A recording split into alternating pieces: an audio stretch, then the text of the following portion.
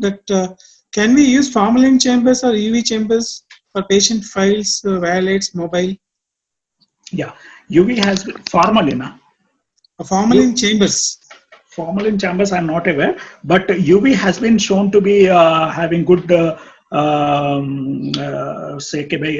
denaturating agent against this one. This has been proposed for denaturating the virus, particularly on the masks, etc. If there is a luxury of having a such type of UV chambers, we can use it.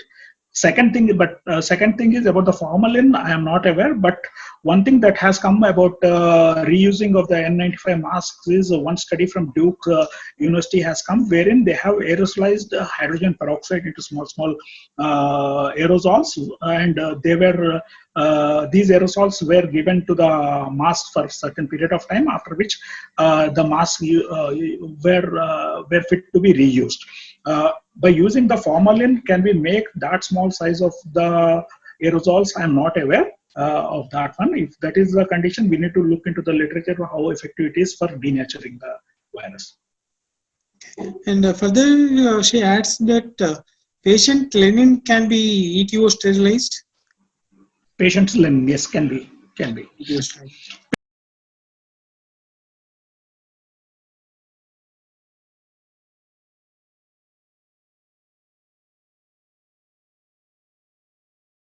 Patients, and one thing that we proposed previously is there is a lot of hangama about the PPEs, but one PPE that I think is a must is the N95 mask. Or in a simple word, if I want to say, going to the hospital or a clinic without N95 mask is as equivalent to going out of the home without clothes.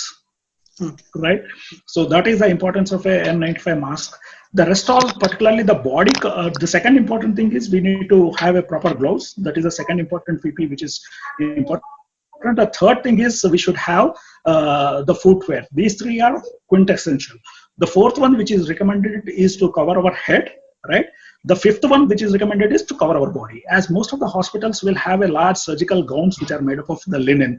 This can be used because if the virus comes, our body or our skin on the exterior doesn't have these ACE2 receptors. So if at all the patient's fomites or secretions or blood spills on our body due to some accident or during some procedure, the virus is not going to enter our body right from the skin.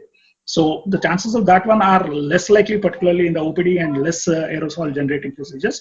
So a simple gown that we commonly used in a surgical procedure with a full hands and a linen-based head cover and a good linen-based shoe covers we can stitch for about 3 or 4 sets of this one, which once we use it on that day, we can wash them in the hot water, dry them, and can reuse. In that way, our spending on the PPE can come down significantly. Only PPE on which I personally believe that we should spend are N95 masks, and second one are the gloves.